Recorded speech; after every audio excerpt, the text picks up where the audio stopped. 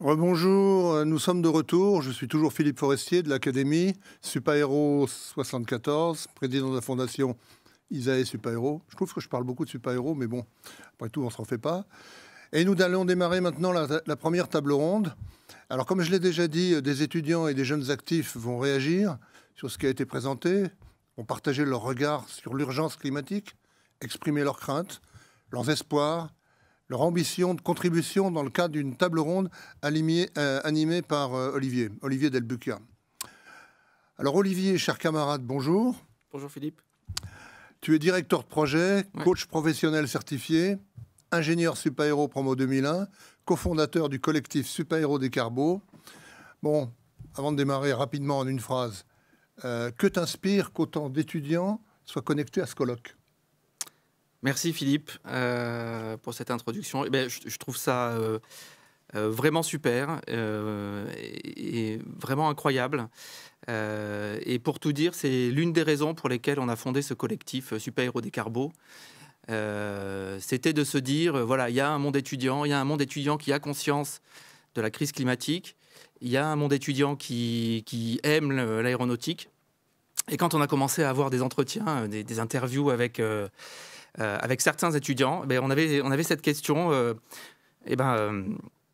Voilà, j'ai intégré l'école de mes rêves, mais aujourd'hui, je ne sais pas quoi faire. Je ne sais pas si je veux aller chez un constructeur. Je ne vais pas citer de nom. Ils sont dans les pubs. Je ne sais pas si je veux aller dans une compagnie. Voilà, donc c'est exactement au cœur de ce sujet qu'on a voulu se positionner avec le collectif Supahéros des Carbos, dont je précise pour être bien clair, que le collectif Supahéros des Carbos ne porte pas la parole de l'école Supahéros, mais c'est bien un collectif indépendant. Voilà, et puis donc, je suis très très heureux d'animer cette table ronde avec les jeunes. Donc, comme Jean-Marc Jancovici l'a rappelé et Philippe aussi, on a publié un rapport récemment avec le Sheet Project. Je ne vais pas faire la promotion de ce rapport-là, je vous invite à le lire évidemment, mais je voulais juste dire qu'il présente un cadre méthodologique qui est très proche de ce qui vous a été présenté par Valérie Masson-Delmotte et Jean-Marc Jancovici. Sur la façon d'aborder le problème. Voilà, je ne vais pas en dire plus, mais parce qu'aujourd'hui, je ne suis animateur de cette magnifique table ronde. Et alors, je m'excuse par avance auprès des traducteurs, mais je vais devoir switcher en français-anglais parce que nous sommes multilingues aujourd'hui. Donc, je vais passer en anglais. So, hi everybody, hi Fatimatou, bonjour à tous, bonjour Fatimatou, Alessandro, Florence, Yann et Apolline. Je suis vraiment ravi que vous soyez là, d'avoir la possibilité d'avoir cette discussion avec vous pour cette table ronde. Et tout d'abord, j'aimerais vous demander, vous poser une question. J'aimerais que vous vous présentiez très rapidement.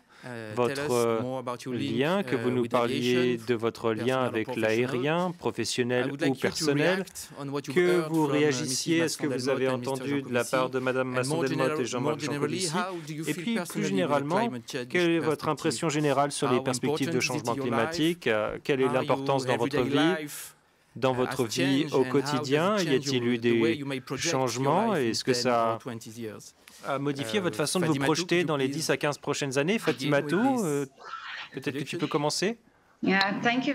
Oui, merci beaucoup Olivier. C'est un grand honneur pour moi d'avoir la possibilité de faire partie de cette grande initiative. Je m'appelle Fatimatou Nuchimuslimo. Je suis la fondatrice de la Young African Aviation Professionals Association. C'est une organisation à but non lucratif dont le but est de former les prochains actifs du secteur de l'aérien. Elle a été fondée en 2014.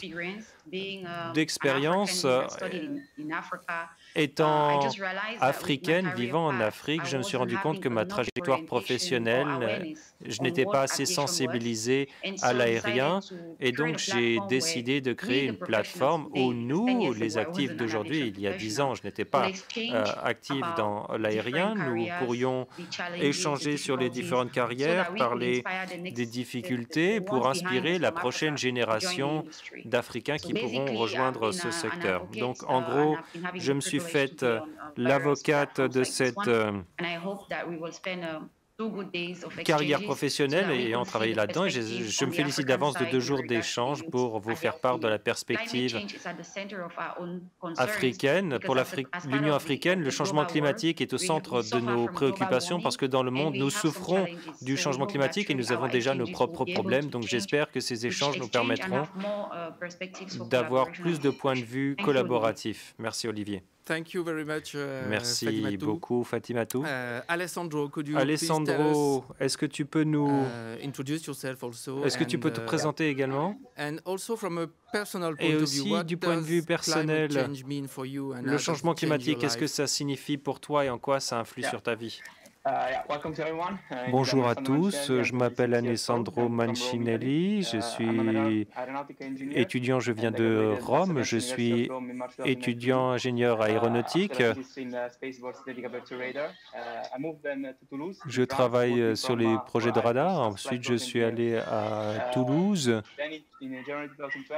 et puis en 2020 j'ai été sélectionné à OCDI, un projet de MBA international dans le programme MBA à Turin. Je peux travailler pour l'entreprise FCA d'automobile, pour développer l'industrie 4.0, pour développer des systèmes robotiques, en gros. Depuis janvier 2021, j'ai lancé un doctorat dans le domaine des avions à décollage et à atterrissage vertical et les propulsions hydrogène électrique. Personnellement, je pense que notre mission en tant que jeunes, c'est de permettre à nos enfants de vivre dans la même planète, sur la même planète que maintenant.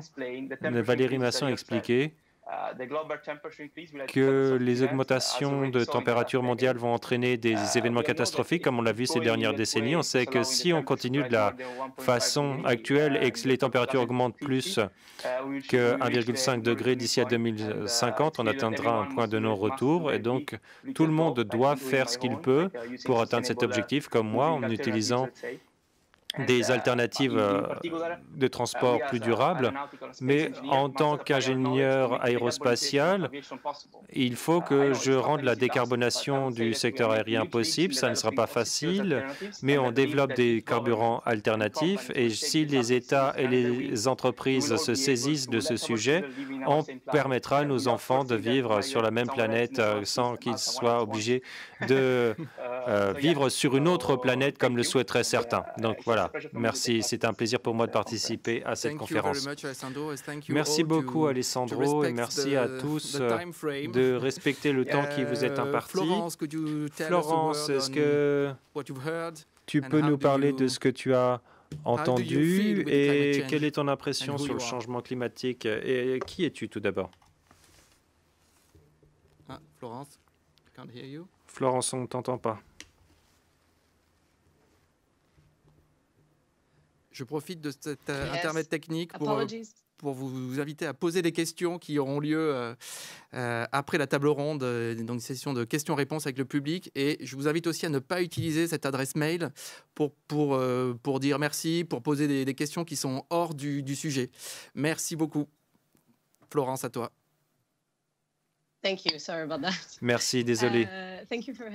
Merci de me recevoir. Je ne travaille pas dans l'aviation, mais ça fait pas mal de temps que j'étudie et ça fait plus de 10 ans maintenant que je participe à un dialogue avec les parties prenantes du secteur public, privé, start-up, ONG, dans différents secteurs pour accélérer la transition qu'il faut opérer vers un modèle plus durable. J'ai fait ça notamment dans le secteur de l'énergie pendant quelques années.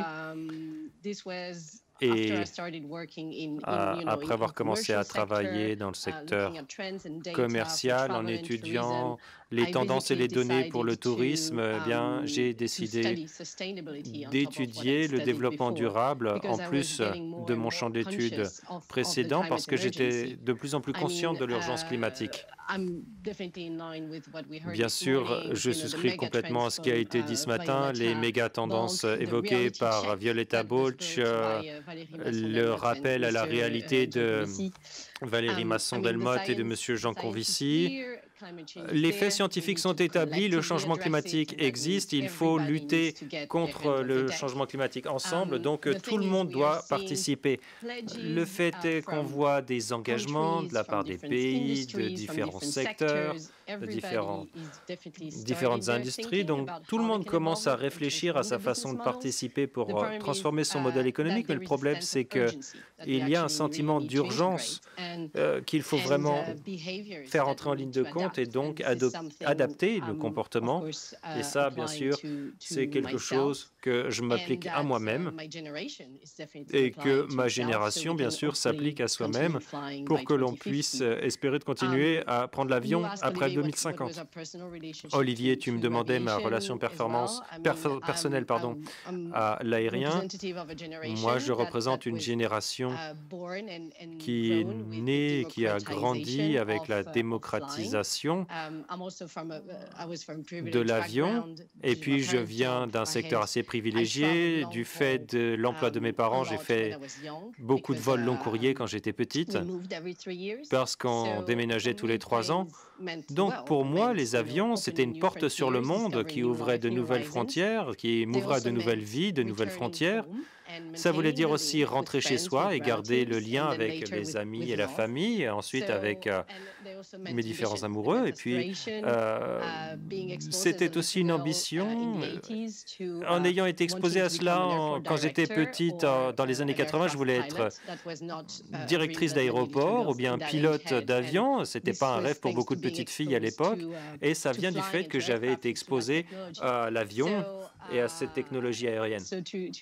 Donc, pour rebondir sur ce qu'a dit M. Jancovici, oui, voler, c'est un luxe agréable et la dimension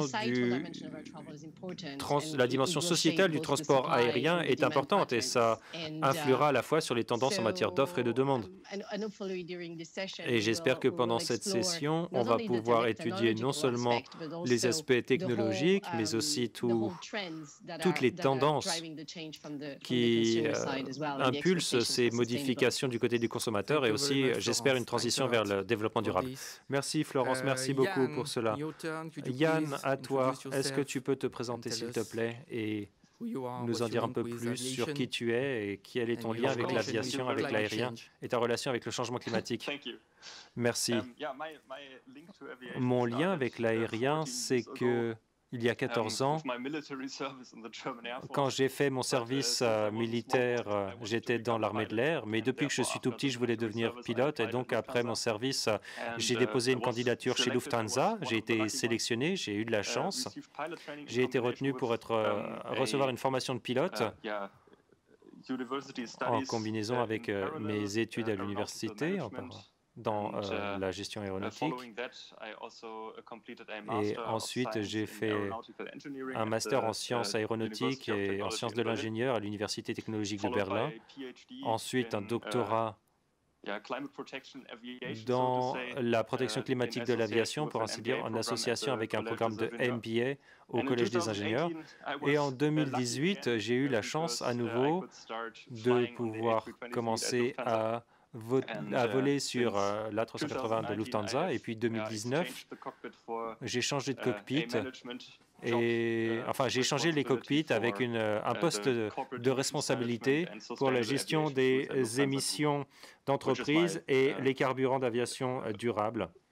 Et c'est mon poste actuellement chez Lufthansa.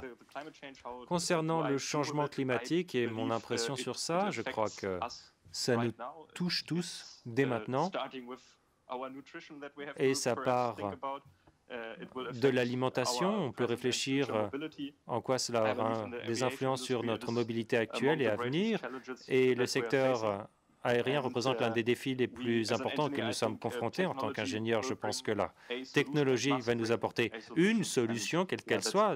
C'est quasiment obligatoire, donc c'est de ça qu'on va parler. Merci beaucoup, Yann. Nous avons également Apolline qui est sur le plateau, qui n'est pas à distance. Merci, Apolline, d'avoir pu faire le déplacement.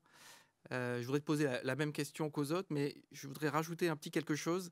Qu'est-ce que tu pourrais nous dire de ton expérience d'être à la fois étudiante en aéronautique, dans cette belle école qui a été citée plusieurs fois, Supaéro, et à la fois engagée contre le changement climatique. Comment tu gères ce qu'on pourrait dire peut-être cette schizophrénie parfois qu'on est en train de vivre ici petit à petit? Bonjour, donc d'abord merci et c'est un plaisir de faire partie de cette conférence et de cette table ronde. Donc je vais me présenter, donc je suis Apolline Rier, donc je suis encore étudiante à l'ISAE Supaéro et présidente, alors plus pour très longtemps puisque c'est en ce moment les passations au niveau des associations étudiantes, mais donc j'étais pendant 1 an présidente de l'association Supaéro for Earth, qui est donc une association étudiante de l'ISAE Supaéro à vocation écologique et environnementale. Et donc, en effet, ça peut paraître assez contradictoire d'avoir une association de ce type dans une école telle que l'ISAE Supaéro, qui est dans l'industrie spatiale. Mais en même temps, je ne pense pas tant que ça le soit parce que ça me paraît vraiment nécessaire de prendre en compte ce problème. Et c'est notre rôle, finalement, en tant que futurs acteurs du monde de l'aéronautique et même en général, peu importe les industries, en fait. Ça me paraît tout à fait inconcevable actuellement de ne pas prendre en compte ce problème comme il a été très bien expliqué par Valérie Masson-Delmotte et par Jean-Marc Jancovici avant. Et donc, ça paraît juste nécessaire de le prendre en compte. Et pour ça, on a par exemple aussi, avec plusieurs centaines d'autres étudiants de l'aéronautique, signé une tribune qui a été parue dans Le Monde l'année dernière, qui montrait cette envie des étudiants, en fait, que le changement climatique soit pris en compte réellement par les industriels, en fait, et par tous les acteurs du monde aérien en général. Et donc, de vraiment montrer que c'est une volonté, qu'on a conscience que le monde dans lequel on vit pourra être menacé. Et ça nous concerne vraiment directement, puisqu'on parle d'horizon à 2050. Donc, j'aurai 50 ans en 2050. J'espère que j'aurai encore de beaux jours à vivre devant moi. Et ça dépendra aussi de l'état de la planète à ce moment. Et donc, c'est vraiment quelque chose qui nous semble important. Et on disait notamment que ça nous tenait à cœur que l'aéronautique soit capable d'anticiper cela et qu'on prenne en compte et peut-être qu'on pense à une décroissance anticipée, en tout cas qu'on anticipe ça plutôt que de continuer sur une sorte de modèle business as usual et qu'on se retrouve ensuite pied au mur peut-être dans 30 ans en se disant qu'on n'a pas du tout anticipé et que le changement climatique sera maintenant encore plus fort et aura des conséquences encore plus terribles que si on l'anticipe dès maintenant et qu'on le prend en compte dans les décisions qui sont prises en ce moment. Voilà. Merci beaucoup, Apolline.